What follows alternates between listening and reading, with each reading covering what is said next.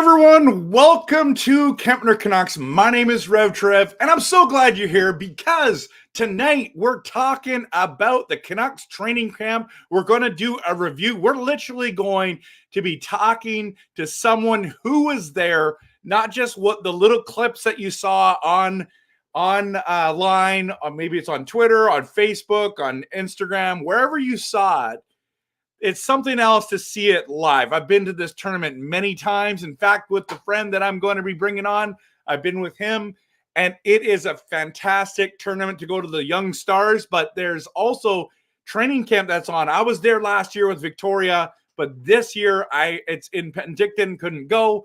So I just want to connect with you as fans and as well just to talk about this exciting time as a Vancouver Canuck. There's a lot to talk about today. There's a lot to talk about with goaltending. There's a lot to talk about lines, potential lines. Let's talk about work ethic, with Talkett, Alvin, you name it. Leckermacki, we can talk about it all tonight, everyone. So post your comments and your questions in the chat. But this time I just want to introduce my friend Jeff in the building. Welcome, Jeff, to Kempner Canucks. Man, if this is what it takes to see you as close as I can, face to face, it is so worth it. I am here with the RevTrev.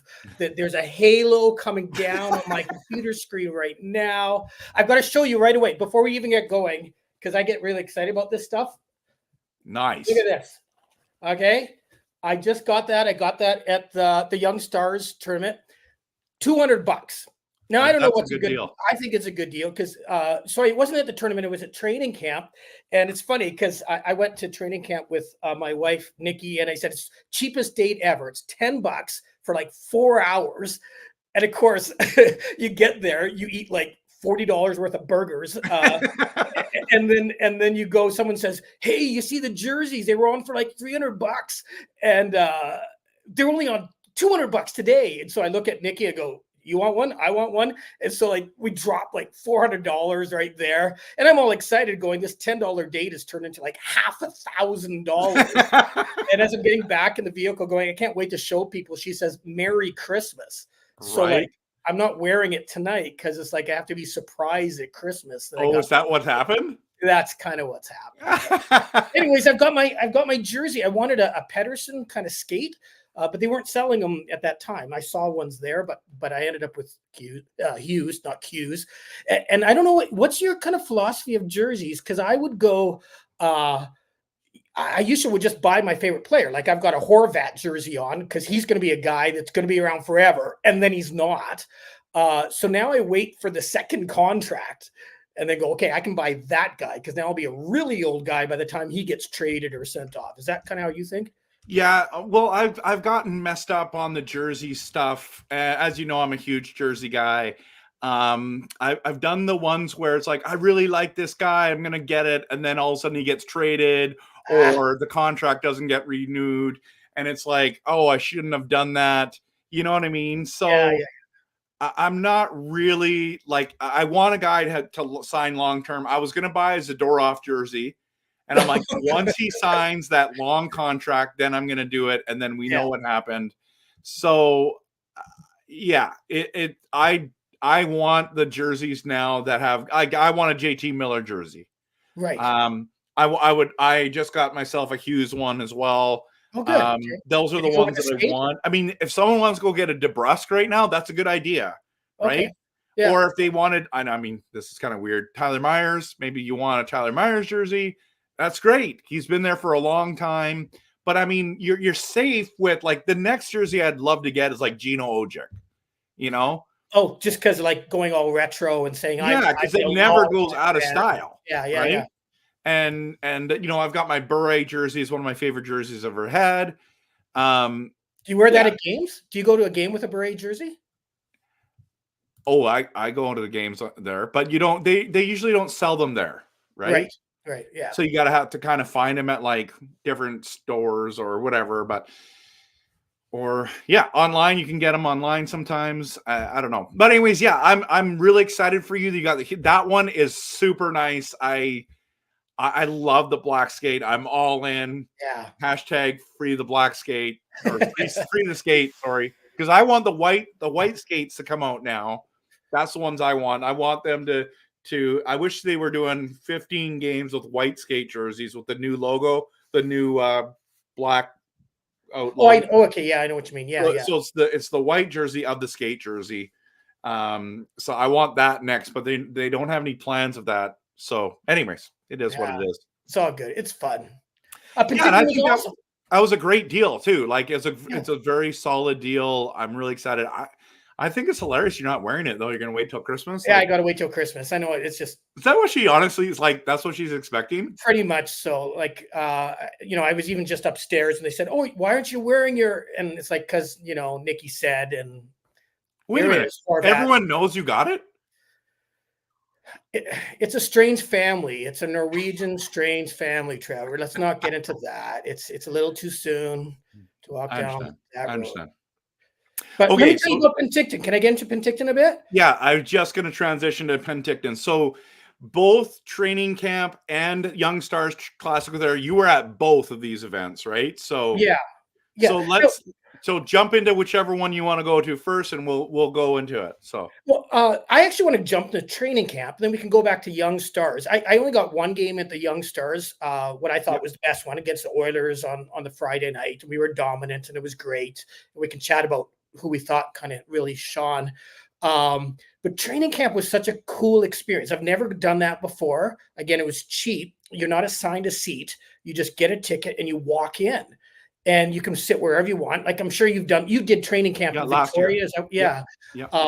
And just, I don't know, maybe there was 400 people there, 500 maybe tops. And they're wandering, like in Penticton is such a great arena. So they're jumping between these two rinks. So when one team's done, a whole bunch of people jump up, walk over to the other rink, watch them there. And then another team comes in after they clean the ice. And so you're just constantly watching. You get to see all the different skills, the different kind of the runs that they're doing, who they're kind of picking on for different line mates and so on. And the players are accessible. Like I had some friends that were getting jerseys signed and hockey cards signed, and they were getting a few guys. It's funny. They were all waiting, for the players to come on. And then as the players are coming, they were starting to stop to do signing, and then Tockett's behind them going, "No, get on the ice. This is training camp." And so they all said, "So sorry, boss," kind of thing. And then they jump on ice. And but just that atmosphere and seeing how hard they work was really, really cool. Really liked it. And that's what Tockett was saying about this training camp is like, it's going to be hard. And you got to come prepared and ready to go. And I don't know if every coach says that. I don't get it. All I know is I just hear what he says. And it seemed like he was like, and last year, apparently they came ready. That's one thing that he was impressed with. He said this year, again, they've come ready. So that's good. I mean, last year, wasn't it Joshua that didn't come ready? And he was pretty mad. Yeah, pretty picked on. Yeah.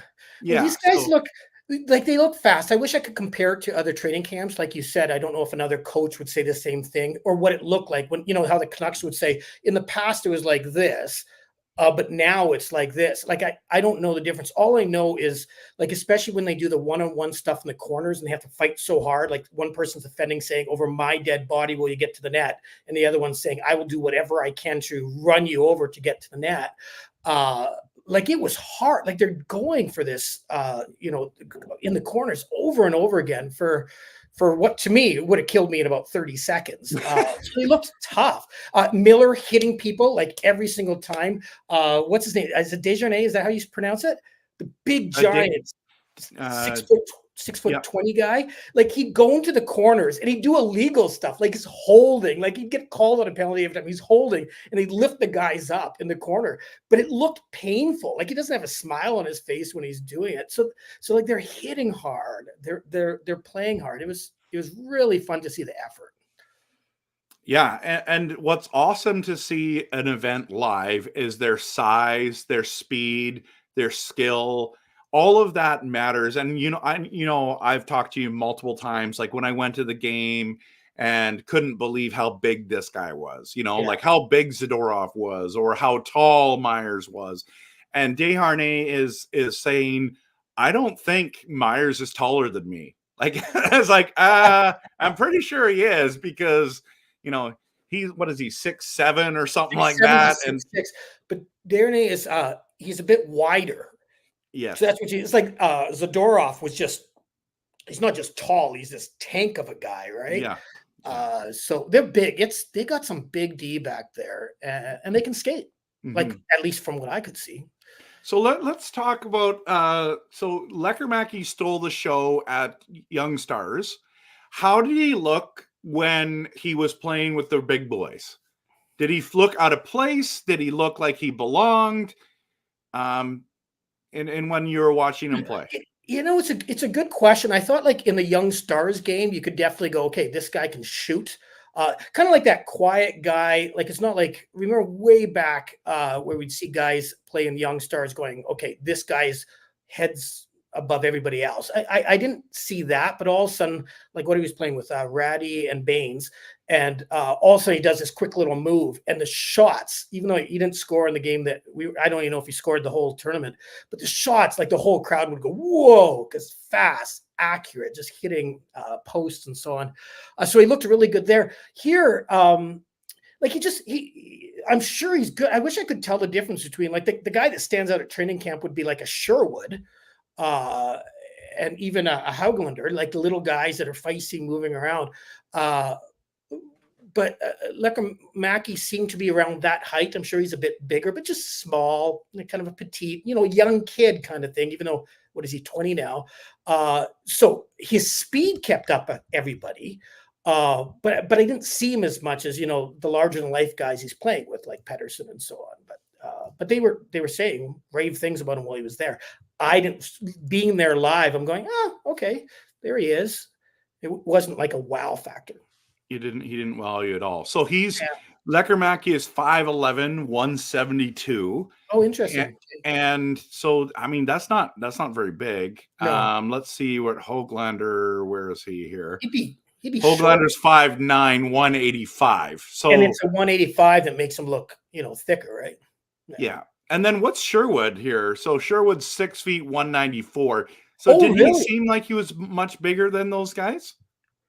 He did not seem like he was much bigger. I don't know if he's got a bit more kind of down bulldog kind of skate. He's fast. Like that was the thing. I kept watching Sherwood. I'm going, man, we're going to like this guy. And I wish I could know, what goes on in a coach's head, because I just don't know what makes a Sherwood not get as many points or as much minutes as some of these young guys coming up. We had a professor 100 years ago. He used to say there was one difference between me and Ken Griffey Jr. Remember Ken Griffey Jr.? I love him. He'd say the one thing that's different is timing. I'm going, yeah, that's a big word. And so I wonder if Sherwood just over time, obviously, is just not consistently going to get points and stuff, but he's fast and feisty and those are the guys I thought, it's fun to watch, kind of those third and fourth line guys just whipping up. A Max, is it Sasson or? Yep. I think of shampoo every time I think of him. But man, he's fast and he's good. And it's like, how do you get a guy like that up into the lineup? Unless he's just not quite, he needs to either be in the top 6 or not at all. I don't know how that works, but.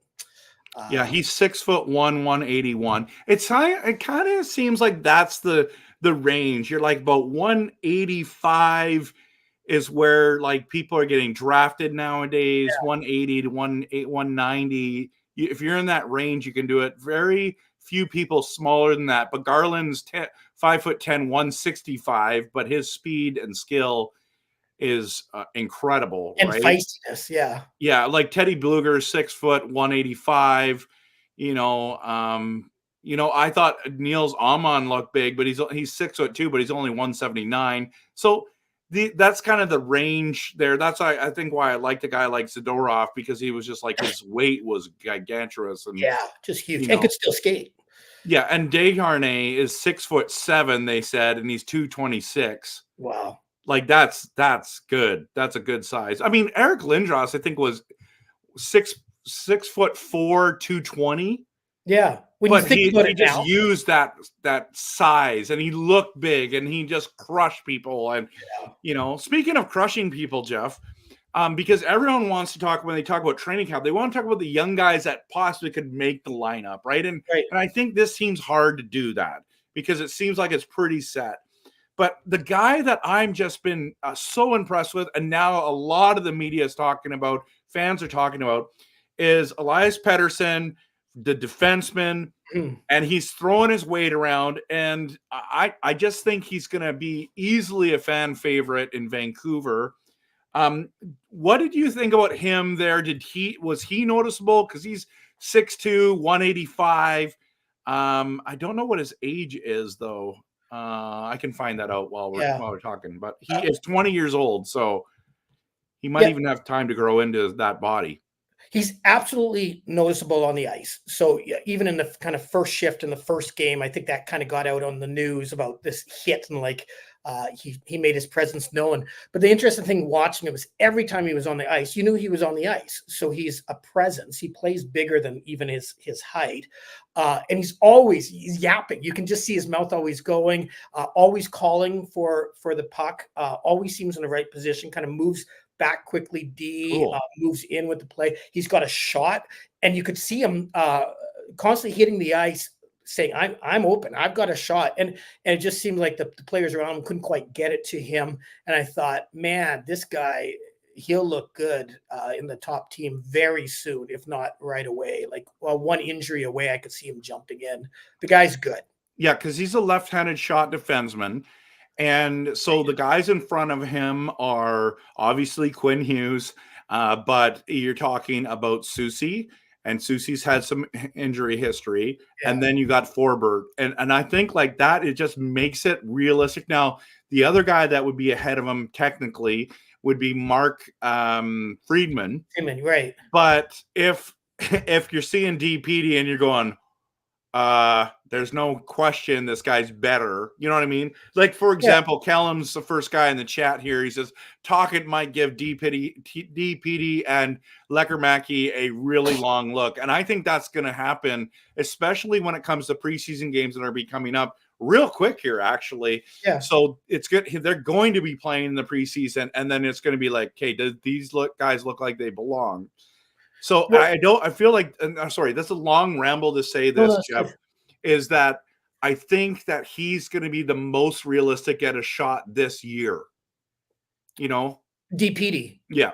Okay. Yeah. No, I would think that's fair. Absolutely. That would be fair. I'm curious about what contracts, do they matter at this stage? Like, obviously there's guys, they just have to play them. No matter what they say. It's like, no, this guy, we're paying him $3 million or $2 million.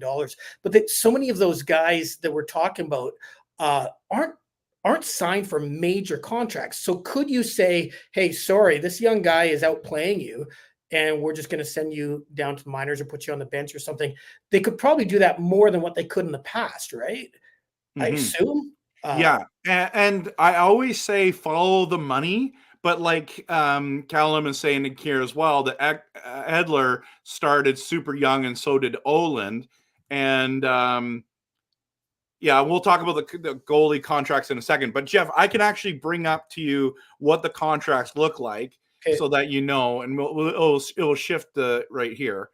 So if you look at this right here, so obviously Quinn Hughes and Hronek are going to get the minutes like they did last year. But then Soucy is getting, I would say, average money for a defenseman. Myers is getting average money for a defenseman. They're both also older, 30 and 34. But Desharnais 28, Forbert's 32, and that's the $2 million and the 1.5, right? Yeah. So they paid good money, but not crazy money. And then Julesen's the right-handed shot defenseman. He's getting the $775,000. But if you go down to, let's go down to Pettersson here. They have Freeman down here. So Freeman only makes $775,000. Pettersson's already at 838, right? So yeah. So that's good coin, and they don't get paid that down in Abbotsford, right? Right. They get paid like 80,000 or 90,000, but they want to go up on the big clubs so they can make the big bucks. So I think he's in the range, especially if there's an injury. Like, he's there, right? Well, he'd be number 7. Like, I could see him jump ahead. Like, Julesen's fine. What is Julesen now? 28, 29? Like he's not a young kid anymore. Yeah, I he's could see a lot of 27 right there. competition for number 7, and one injury away from being in the bottom pair at least. And Tocchet loves to do the left-handed shot defenseman play on the left side, and you know what I mean? Like, yeah, he'll bounce them around. Yeah. So I think it's just interesting to look at it that way and say, well, who does he have to jump? Who does he have to jump, right? So actually, if you go to the GM one and then you go to the Canucks, I've made one called how far down do I have to go? I did one 3 days ago. I must have been longer than 3 days ago. So we'll go to the next one. I did one on I'll try to find it, but the point being is no, it can't be 8 days ago. I did one and it shows. Oh, here it is, right here. Heal up to Joshua. So I did the lineup, okay, and this is what I'm thinking it's going to look like going into the start of the season. And so you've got this is where it's the Susie Myers. See, I think that everyone's saying, oh, the defensemen aren't that good. Well, it's still the top 4 that we had last year. I mean, Zadorov earned himself into the top 4 at the end. But really, for the most of the year, it was Susie, Myers, Hronek, Hughes. And so they did just fine. Yeah. Yeah, and they did fine. So, I'm not worried about our D yet too much here. But DPD could be slotted in over Forbert, or maybe Susie gets hurt and Forbert plays second line minutes and Pettersson comes in. I mean, I'm really excited about Pettersson. Well, and do you know what I'm also really excited about? I know it's a bit of a long game, but for a while there, I didn't think we had a lot of great defensive prospects coming up. Oh, man. Like there's some good forwards coming up, presumably in different areas of the lineup, but our D prospects look absolutely fantastic. Even coach said, was it Manio? Is that how you pronounce it, out of Kamloops? And then the guy I really like was Kudryavtsev. Kudryavtsev? Yes. Is that how you pronounce it? Yes. He looked really good. Really good. And he reminds me of, I'm up in West Kelowna watching the Kelowna Rockets. I remember Josh Morrissey playing, and a lot of people going, oh, I don't know if he's got the body for it. I don't know. But just the same level of confidence, around the same size, the same kind of skating. And look what happened with Josh Morrissey. Like, the guy's a stud. So I look at some of these guys coming up. I wish Willander would have been at camp, but because of obvious college, couldn't get out there.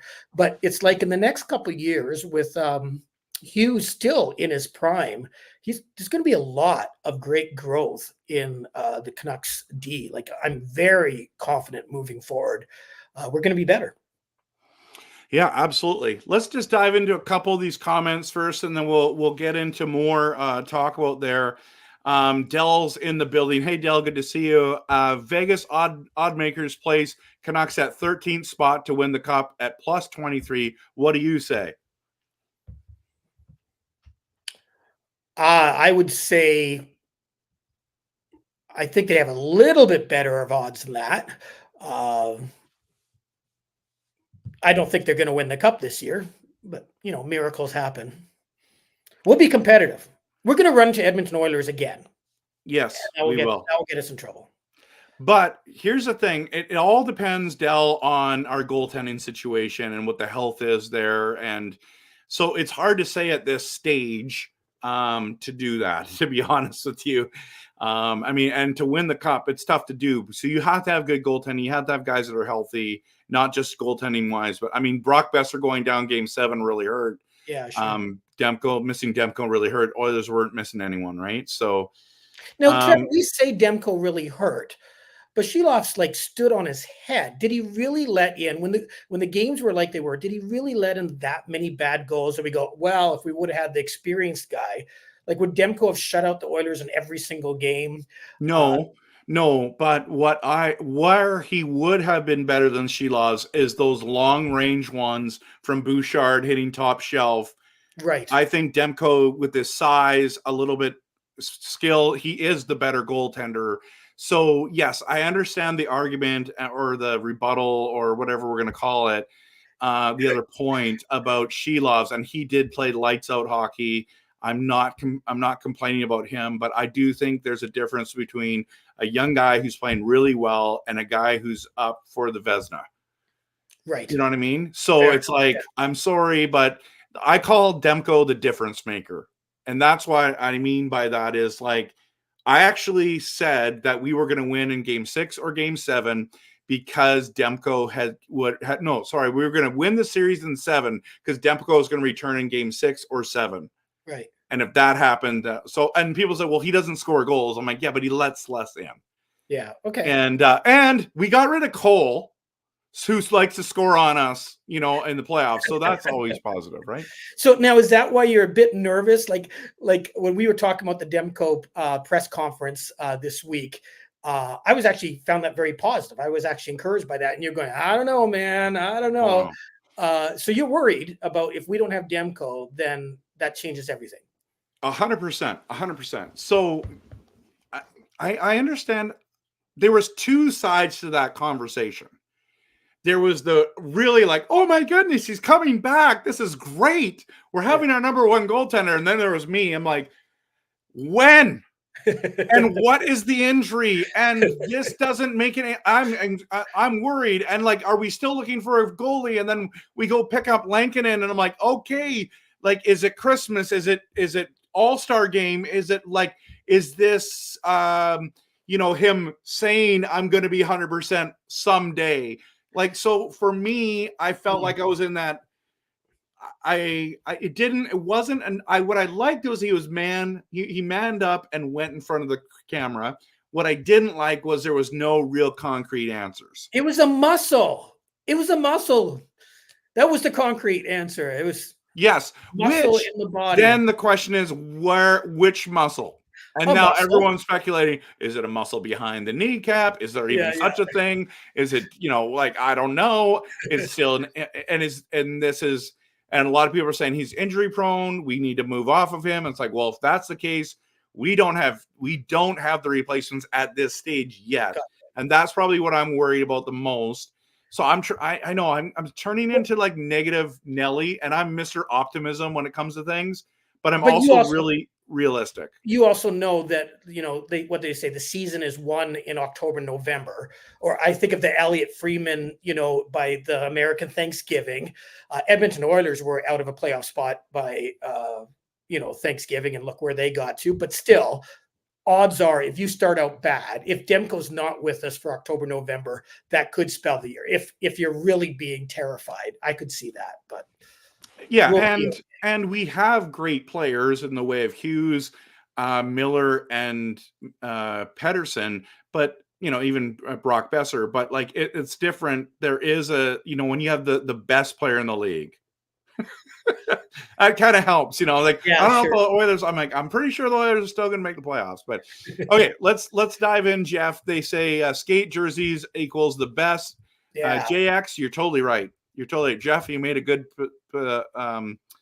decision there. A disrespectful junior says, I have a feeling a Shelov's jersey will be good for a while. I agree. That's the guy I do think in 2 years will be the starter in Vancouver. And I like that he's getting this opportunity to get a lot of experience, and even having playoff experience already. I'm really excited. Like, I can see myself one day getting a Shelov's jersey because I think he's going to sign that big extension. So you think is this going to be similar to the Demko and the Markstrom, that Demko hits 30 and we don't sign him or we trade him? I do, in the way that if the injury stuff keeps happening, like he's got 2 years left on a contract. So does Shelov's. And so it's like, oh, this is really interesting how they're doing this, right? Yeah. And they have a lot of goalies right now that are sitting there for 1-year deals. Tolo Pilo, it also could be the guy. So, we can talk about him in a moment. Yeah. But Lyndon's excited because he's getting tickets for tomorrow, which is awesome, Lyndon. Awesome. I hope you have a blast. And I think, is tomorrow the scrimmage? Yeah, that's the big scrimmage. Yeah, that'll be fun. Okay, so let me tell you experience about Lyndon. You want to know this too. So people get really weird when it comes to the scrimmage. So the scrimmage happens, everyone's there, and it's going to be probably packed out for the scrimmage, okay? The moment the scrimmage is done, they take a small break, and then they go and do more drills. Sometimes they do PK, power play drills, different drills, and almost everybody leaves.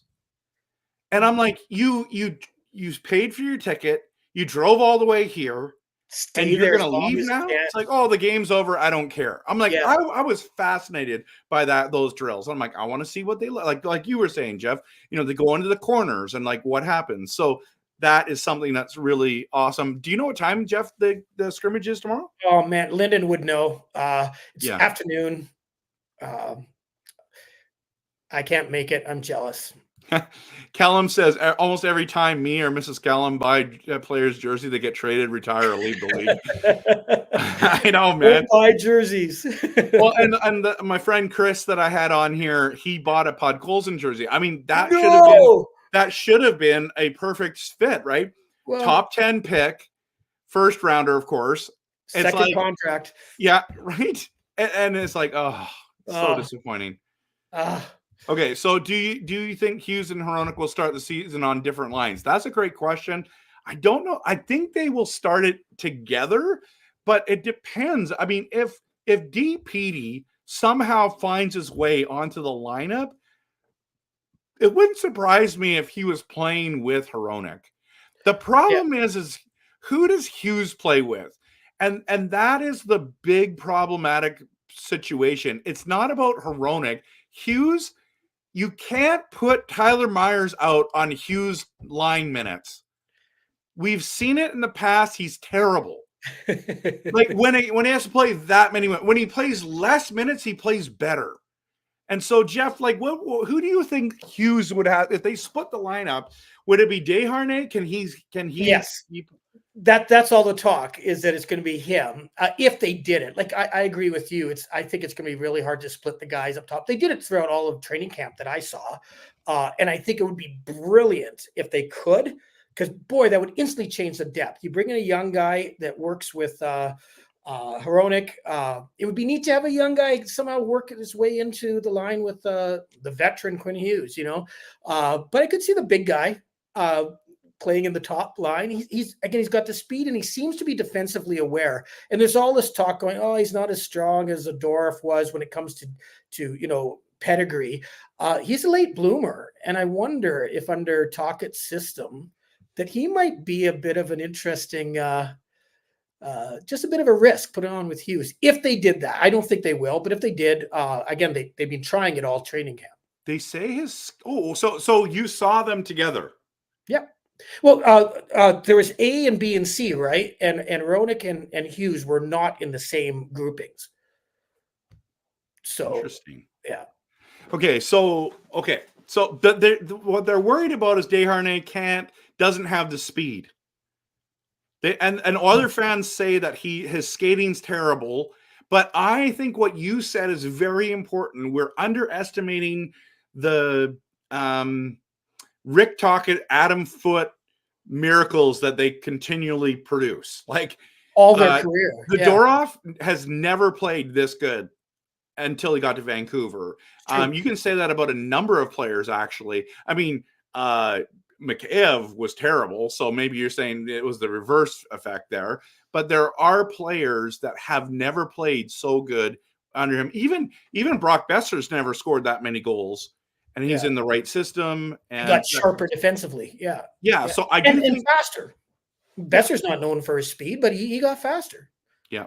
And what Jeff was saying when you were talking about, them in the corners and stuff, here's the balance about the training camp is they're trying to make the team. And they're trying to impress and they're trying to make minutes. They're trying to say to Coach Rick Tocchet, you need to be playing me, but without injuring each other. And I'm thinking, oh man, that's true. But DPD is like, I'm going out there.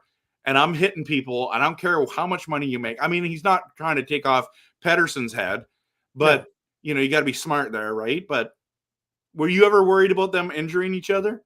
Oh, no, we thought they'd get into a fight.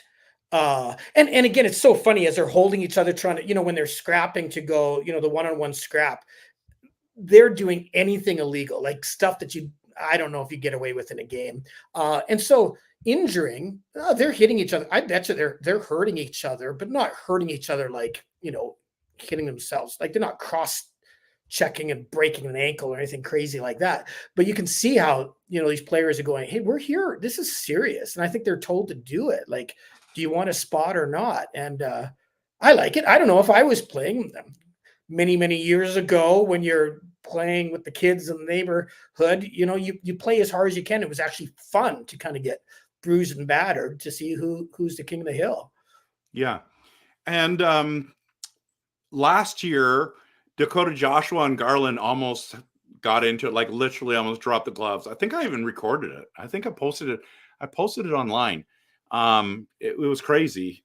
So that happens. By the way, Disrespectful Junior says in 2 years, Leckermacki will have 12 more pounds of lean muscle, and that's very possible. So maybe even in next year. What did Sammy Blaze look like? Is that how you say it, Blaze? We were playing with his name the whole time we were there. How do you say it? Blaze, Blaz. He looks like an NHL player, but he would still fall in that. There's a lot of guys at training camp that look like speedy third line, fourth line kind of wingers or centers, I guess. So we have a lot to pick from. That's why I'm certainly not worried about our bottom six, because I get the sense that any one of these guys could fill these roles. Apparently they like him and how he did, but mostly I think it's just to try to fill in the spots until some of our guys come off of injury. So they might give him a contract, but. Canadian First, welcome. I don't know if I've seen you here before, but if you're new, welcome. Good to have you here. I make Canucks content that's passionate, realistic, and honest. If you like that kind of content, hit the like and subscribe, buddy. I'd appreciate that. But and if you've been here before, I apologize for not remembering. Hughes and Hronik will continue as a first pair. We both agree that. Archer, listen, RevTrev, why am I a reverend? Correct, I am.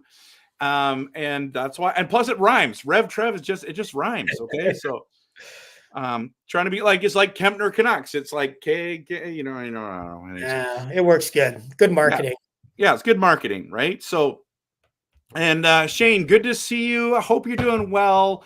Yes, Kevin Lankinen signed today. I made a video this afternoon regarding that. I don't even know what the video is at. I don't know how many people have watched it right now, but let's just see here. A bunch of people have, I know that for sure. So 265 have watched that so far. If you haven't seen it, go check it out. I'm excited and nervous at the same time. Just means that Demko, I'm nervous about Demko, but I thought I was thrilled at the price.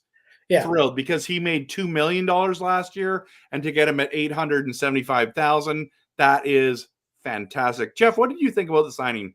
It's a great signing. What I love about it again is, for how many years did Canuck fans suffer over seeing way too much money put for different players, and then even hearing, this is what you got to pay to get these kinds of players. And this trust, the Canuck brain trust right now, just continually gets guys for great prices. Yeah, it is a steal of a sign.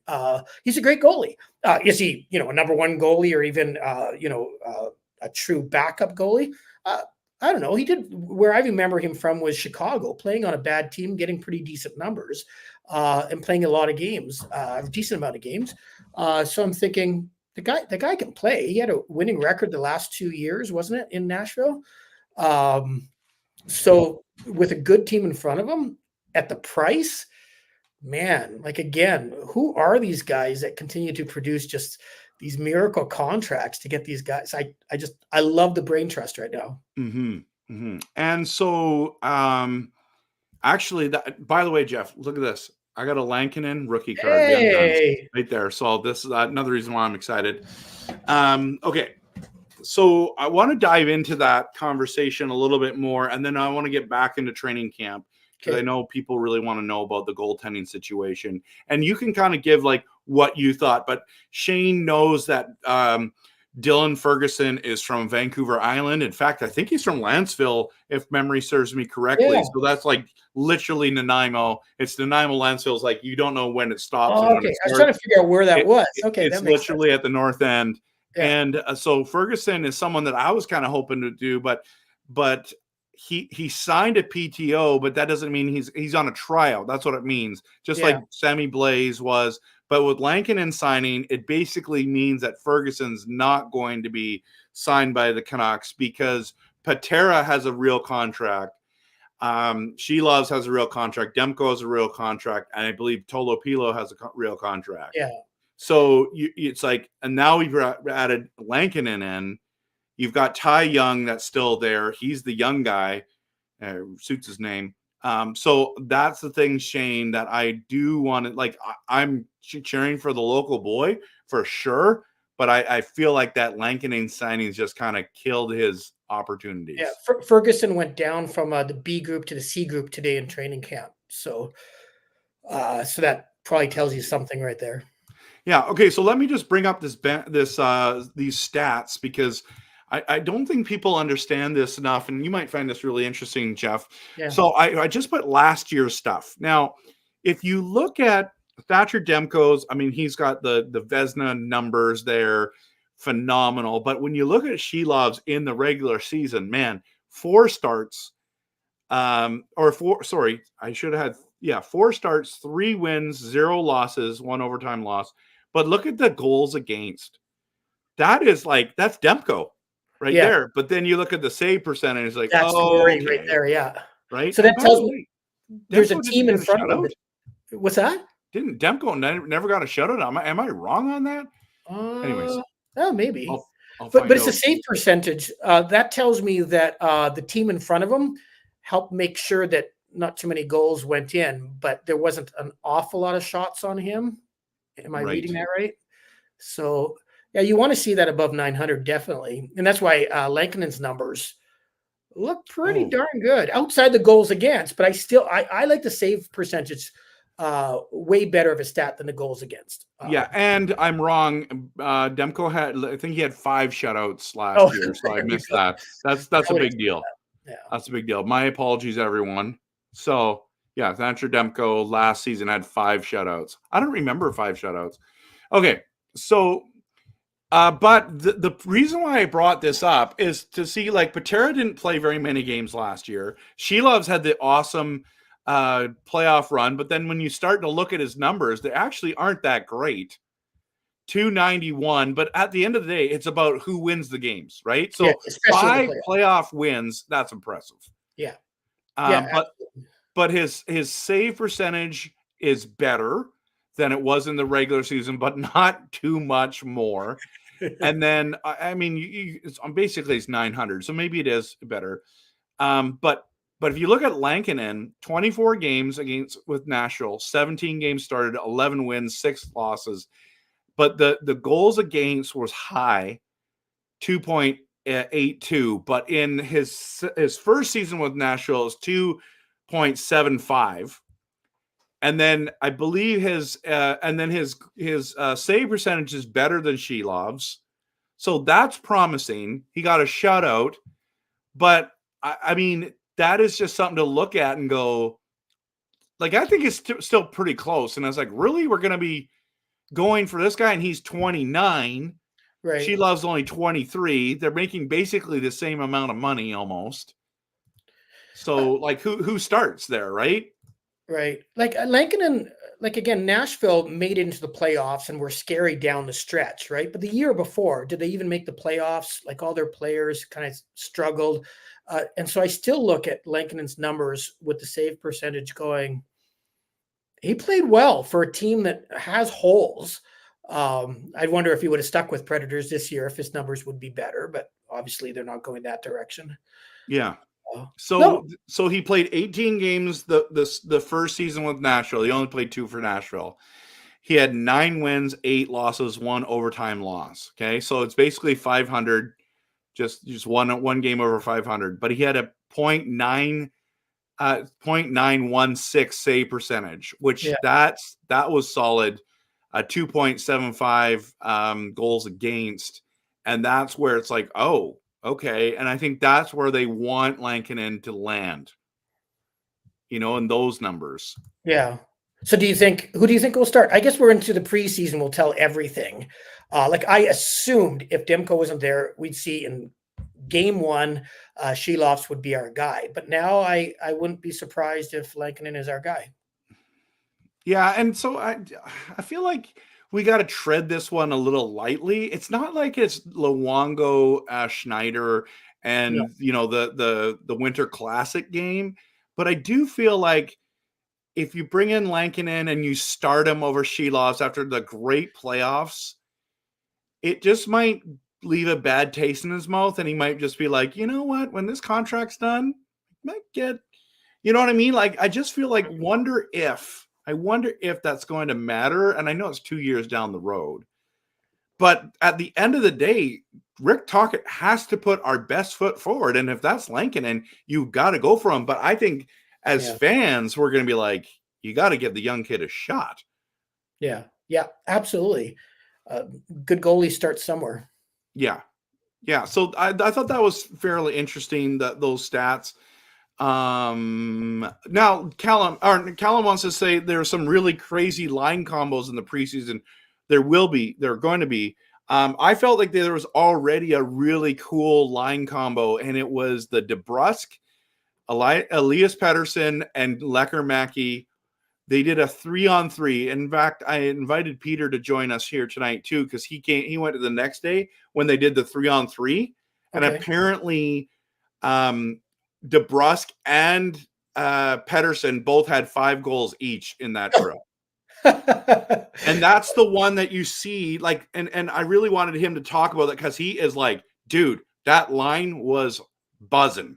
Wow. And now it's hard because it's only a 3-on-3, and it's not real game, but it could be like, it kind of shows the skill. And he was really excited about it. And so you got the first crack to see that line go together, but they were doing drills, right? So they were doing drills, so I didn't see that. And more often than not, I ended up seeing the Miller, Besser, and Heinen line. I think the biggest surprise, so when I see Callum's words there, some really crazy line combos, I have no idea what the games will look like in the preseason. But the biggest surprise to me, Trevor, was they didn't bounce around different players. I thought, oh, well, we'll try Heinen here. Well, now let's move DeBrusk here and move Heinen to the other line, or let's put Hauglander here. Or the first 2 days, Heinen was glued to Miller and Besser, and DeBrusk was glued to Pettersson. So part of me wonders if Tocchet's going, actually, I think I know who my lines are, which would be really exciting if you got the kid, Lecker-Mackey, playing on a top line. Like, we haven't been known for that, right? Throwing in our new rookie and just throwing him to the wolves on a top line. But good teams have done that over the years, and I like it that they think they can make that happen. So who knows? But right now, it's been very consistent. Yeah. And Van Isle Alley is here saying, so you're saying Shelovs will be our Swayman. Hopefully we'll get him signed before we trade Demers. I think Shelovs, like, what is it about Shelovs that you look and go, yeah, I'm not sure. Like, the guy is calm in net. He has a great demeanor. And the way he played, not only in the playoffs, but he went 3-0 in the regular season. I know he had a very good team in front of him. I get that. Yeah. But what is it about his game? You're like, he let a few shots from the point in. Okay. He's 23 years old. Yeah. Yeah. Like, yeah. I think what you're saying there, Swayman, when I think of personality, Shelovs is, very confident, but also, oh, shucks. Like, oh, man, I'm just so happy I'm here. This is so great. I'm really good, and I'm happy that I'm good, and I'm happy that I'm here. Swayman, and I really like Swayman, comes across as a sophisticated, give and take. Hey, I've been on the sideburn a little bit. We've shared net, but I'm a really good goalie, and here's my chance to shine. So you better pay me. You can almost read that in the personalities early on. That might not be altogether fair, but you heard the Swayman, like, unless it's crazy talk, but was looking for like a $10 million a year. And I'm thinking, oh, dude, you're good. I can't see a Shelovs, the kind of personality he has right now, will go, one day in 2 years' time, I got to get paid $10 million a year. I just don't see it. Yeah. And Vancouver Island Alley, Van Alley also said he had a shutout in the playoffs. I did forget about that. I can't believe I wrecked that graphic. I'm gonna fix it for the next stream. Do it on his Thank you head. for sharing that. I need to add that. Here's the question, Jeff. Silas says, so will Demko miss the starting weeks and then come back in like 3 weeks in? I don't think he's coming back in 3 weeks. You don't think so? No, I think it's going to be a while. That's why would you bring in Lankinen for 3 weeks? That doesn't make any sense to me. I'm just looking at how many games they play in October. They play a lot. 2, 4, 6, 8. There's about 10 games in October. I could see him. I say back in 5 weeks. Okay, so that's 15 to 20. 15 to 20 games. That's a lot. Oh, sorry, 5 weeks. Oh, sorry. Am I saying I mean 5 games? Yeah, he's saying 3 weeks.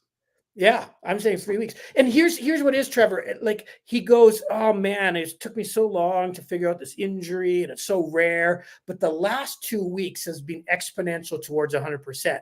And I'm thinking, Trev, he was on the ice. I know the media said, yeah, we came in, and he was on the ice at 9:30, and that's when we came in at 9:30, he was on the ice there going, that's Demko. He's in full gear. He's going through practice. You could make it in your head going, oh, he's got some kind of injury or looks weak on the left leg or something. You have to really squint your eyes to get that idea out of him. And then I think I told you, we were talking to like a skate manager that was there or the rink manager. He says, Demko's been here since 6 a.m. I'm going, so the guy's been on the ice for 3 hours before anybody, like, he's confident. And I don't know if you do that with an injury that's still 2 months away. I think that's a good point. I think that's the one. That's one of the things I wanted you to share with everyone tonight is nobody talks about that. He was possibly on the ice for 3 hours on day 1. He was on the ice, I believe, on day 2. So I was like, okay, he's progressing. And I don't know. Sometimes I think, oh, it's really gotten better in the last 2 to 3 weeks. Oh, really? You know what I mean? But what we don't say, and this is my negative Nelly at the moment, is it's been since game 1 of the playoffs. Right. Like, this injury has been significant. It's been long. Like, and we're hoping that he's going to come in at some time. It's like, I'm just really nervous about that length of time. And all of a sudden now it's like, oh, I'm feeling so much better. And I'm hoping he's right and he's telling the truth. I'm not trying to call him a liar. But what I'm saying is sometimes the players are more optimistic than the reality. Like, they're like, put me in, coach. And they're like, no way. Because we want a healthy Demko, not a guy to rush back. Right. Yeah. So, and then like Callum says, go Latvia, right? And Jeevan's in the building. Jeevan, good to have you here, man. Okay. Daniel says less than 48 hours until game 1. Who's excited? So game 1 of what? Preseason? Is it preseason? No, I don't think it's that quick, is it? Let's just see. Like, Canucks preseason. It must be preseason. What do they have? A game in Calgary and a game in Seattle? Is that what the preseason is? And they split them up? So, yeah, I mean, so Seattle's Tuesday, September 24th. So, all right. I mean, it's going to be, it's training camp right into games. The very next night they play the Flames. So they're both at home for Tuesday, Wednesday, and then Friday they have a day off, and then they're in Seattle and Calgary on the Friday, the Saturday. And then Monday they do the preseason game with the Oilers in Edmonton.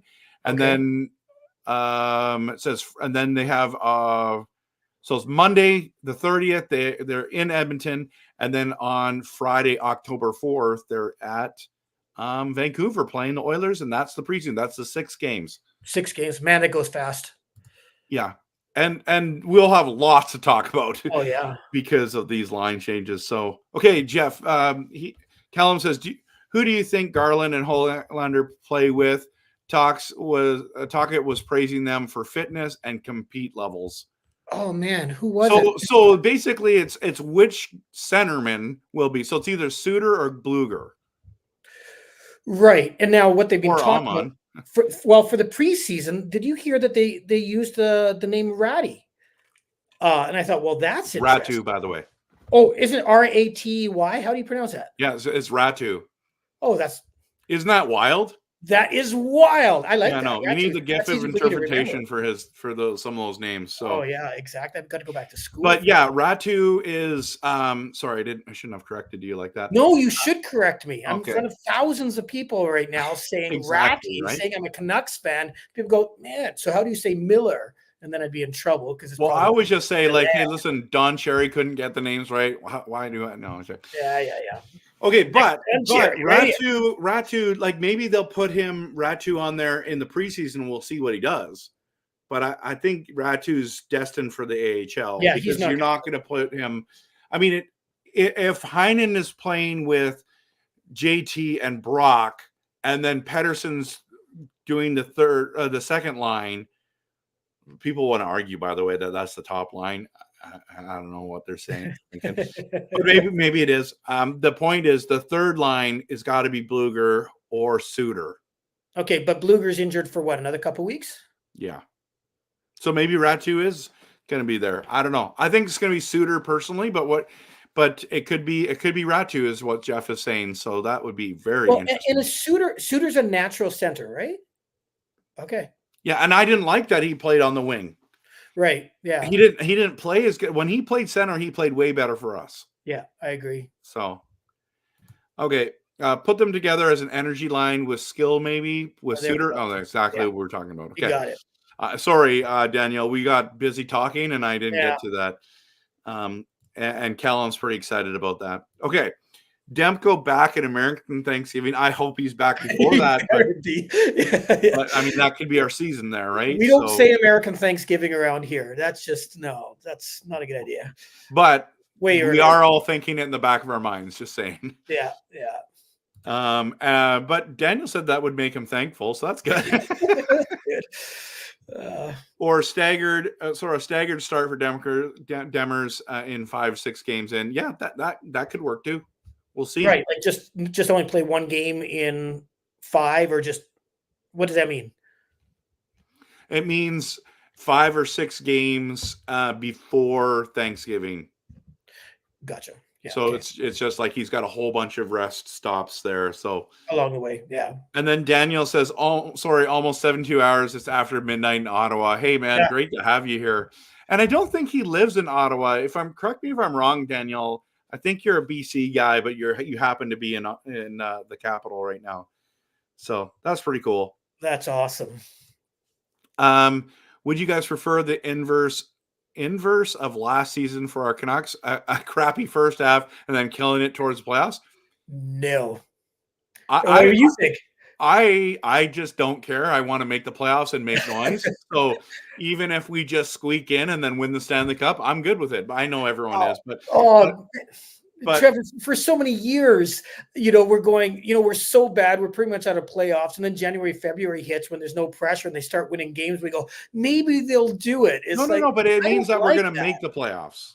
Regardless, they would make the playoffs no matter what. That's what I'm saying. No matter what. Yeah, the goal is the playoffs no matter what. I'm so sick and tired of watching playoff hockey without the Vancouver Canucks. So what a treat last year, right? Is it really a new season when they always say, well, it's a new season, but teams that are hot going in do well. Right. Although arguably Nashville did really hot going in well. We weren't quite as hot going in well, and we still beat them. But because we're better. Anyways, so Canada First says, thanks, Trev. Yes, I've been here before. Frequent watcher. Oh, my apologies. Rare commenter. Okay, that's why. Yeah. But keep up the great work. Go Canucks. Thanks, man. Okay. And Daniel says he's lived in Ottawa since 2013. Man, he's always here. So that's why he tricked me. That means, dude, I'm starting my streams at 9:30 p.m. That's after midnight for you. So that's wild. Daniel, you're like a trooper, man. Wow. I wish I could gift you a Kempner Canucks membership, Daniel. But if I do that, it just goes to a random person.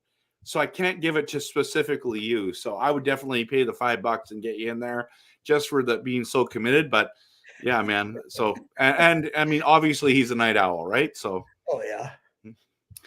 Okay, so Jeff, let's talk about what are some other takeaways from training camp, and then if you want to talk a little bit about young stars here before this night's done. I mean, we've already gone for an hour. Think about that. That's wild. Wow, man, we know how to talk. That's great.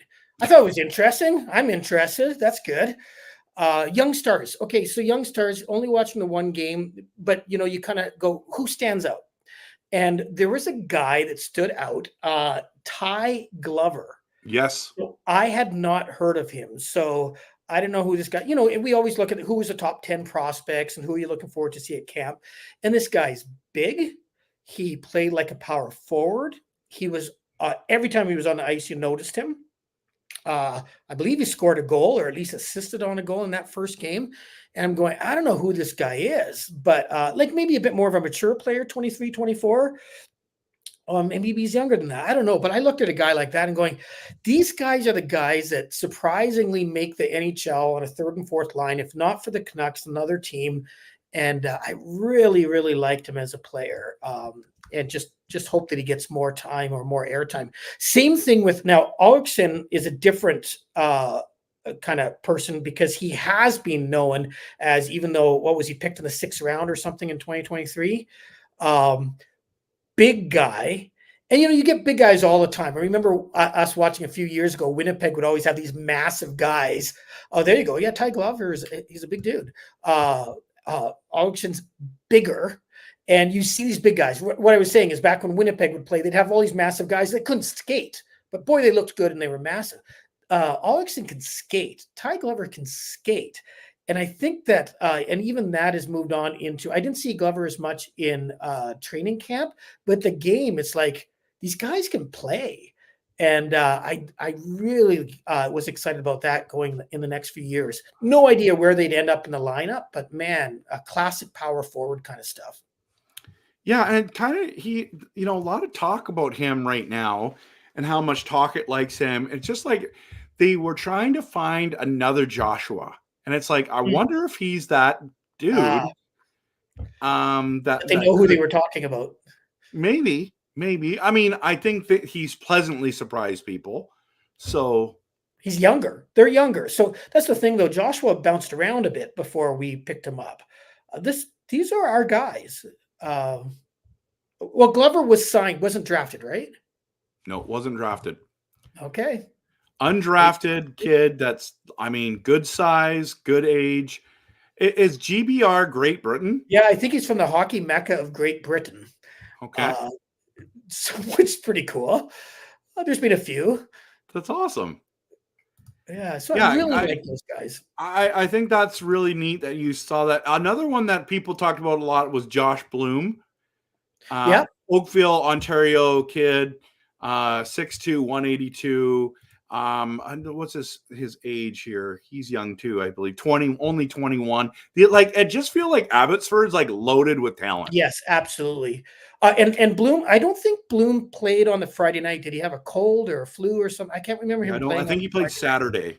Yeah. The other guy I think of, you talk about loaded down in Abbotsford, Romani. He was real. So some of these guys have like some really good pedigree, and they look like they can play. Now, once training camp happened, those guys kind of disappeared. Like Bloom, I didn't really stand out. I didn't think Romani stood out that I could tell. So, one guy, so this is a whole random thought here, is Klimovich. How do you pronounce that? Klimovich, yeah. Yeah. So remember a few years back, he's like, hey, this up and coming star with young stars. And now you don't even hear them mention him. And yes, he was at training camp, but nobody talks about where he will slot in or what they'll do with him. So he's kind of fallen off. Unlike Jet Wu seemed to have fallen off, but is back now in the conversation again. I thought that was interesting. And the other name is, like, he wasn't at camp.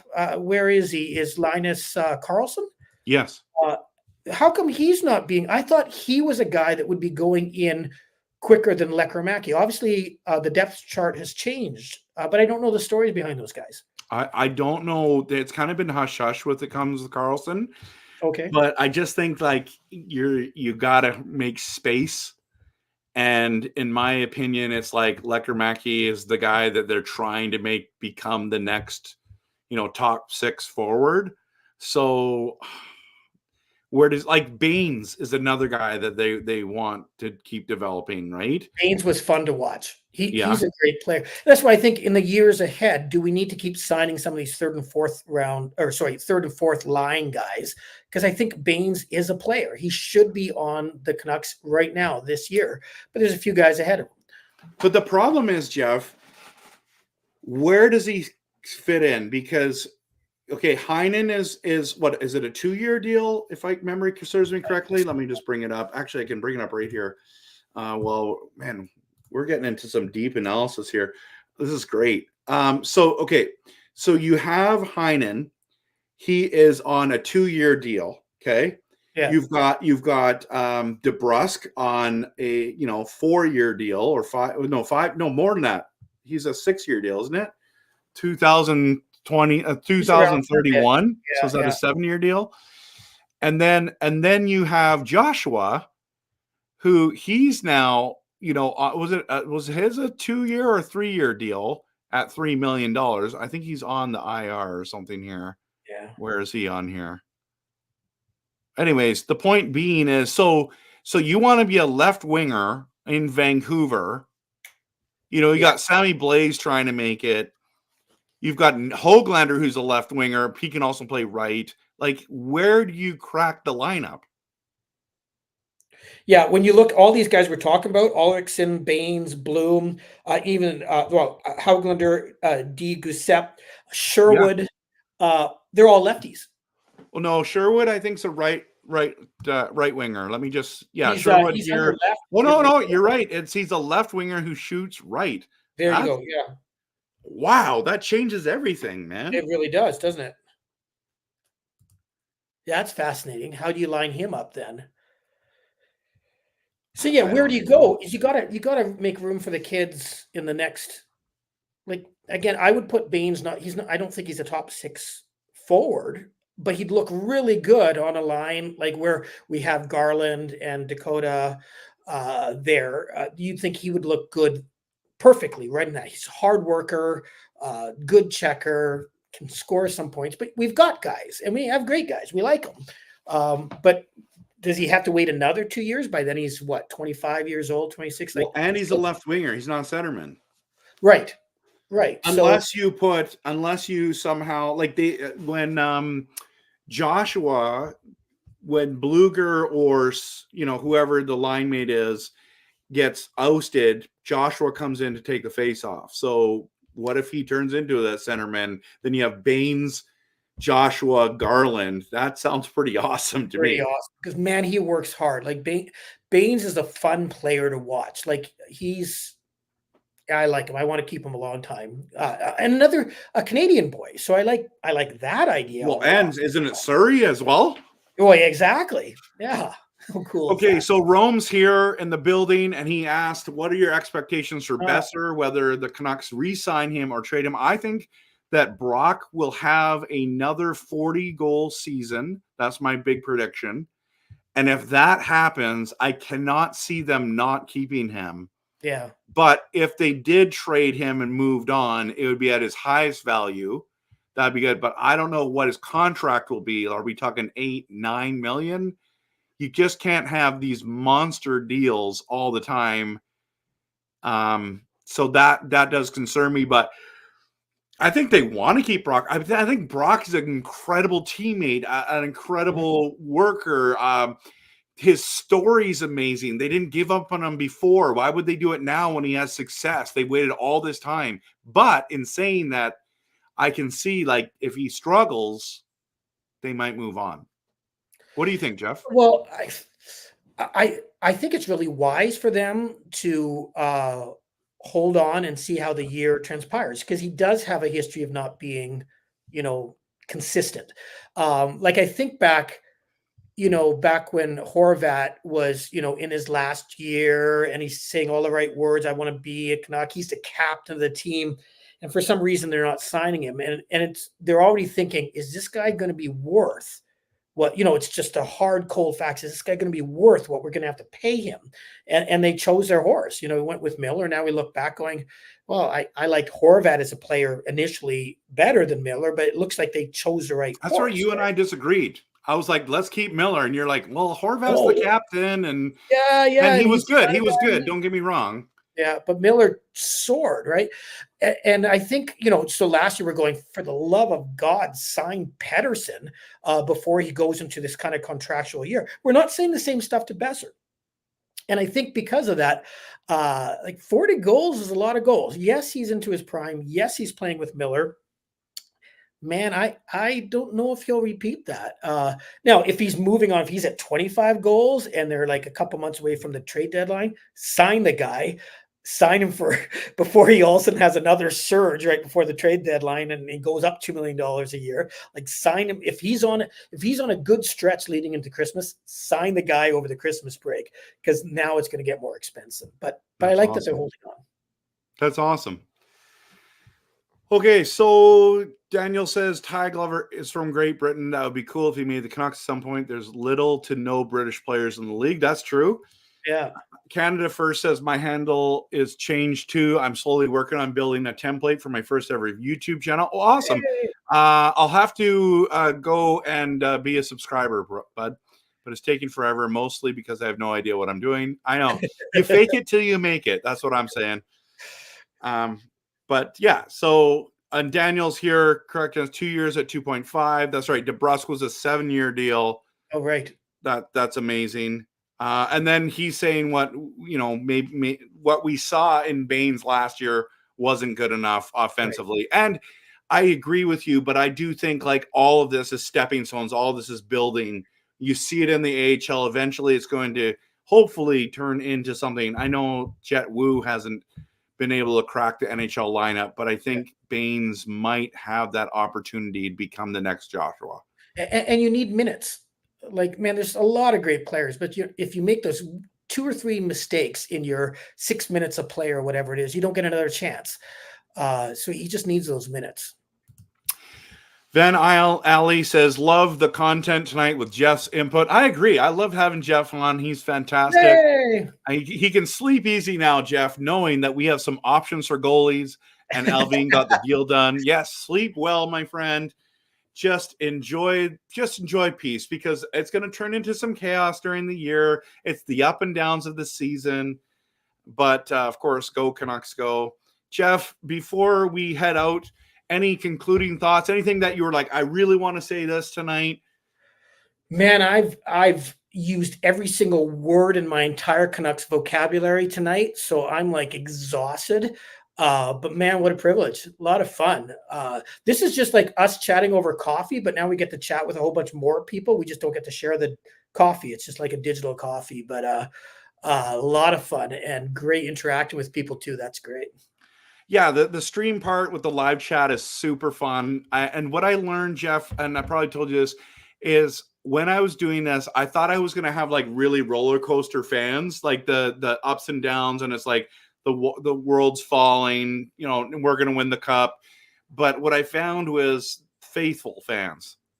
And we've been through so much garbage. It's like, if you're a fan of the Canucks, you're an actual fan, Now there are toxic fans in every fan base. I understand there's some crazies, even ours, but overall, I've been just really impressed. And I think that's what you're seeing tonight. Yeah. Oh, it was a blast. Really fun. Thanks for having me. And I think you might know Dreamer in real life, Jeff. Yeah. So that's something we can talk about later. So sounds good. Okay, so everyone, thanks so much for coming. Thanks for being a part of this. Listen, it's been a blast to have Jeff on. So excited to be able to work that out. I hope that you have a great, fantastic weekend, but we are excited. We're cheering on this team, everyone. Don't forget to hit the like and subscribe. And I'm going to be pumping out some really great content continuing coming up. I'm also doing the number one Canucks, or not Canucks, the number one Flames hater video with Monty, our good friend Monty. We have stuff planned. It is going to be must-see TV. Oh. And he is so stoked about that one. I cannot wait to start it. We're going to be getting into it next week sometime. So, yeah, We're and it's like no holds barred. So it's going to be a lot of fun. So, but anyways, from RevTrev, Jeff, and we're here. We're going to cheer this team on, and we're so glad that you've been here. Thanks everyone for being here, and we're going to hit the outro video, hit the like and subscribe, and go Canucks. Go Canucks. Go.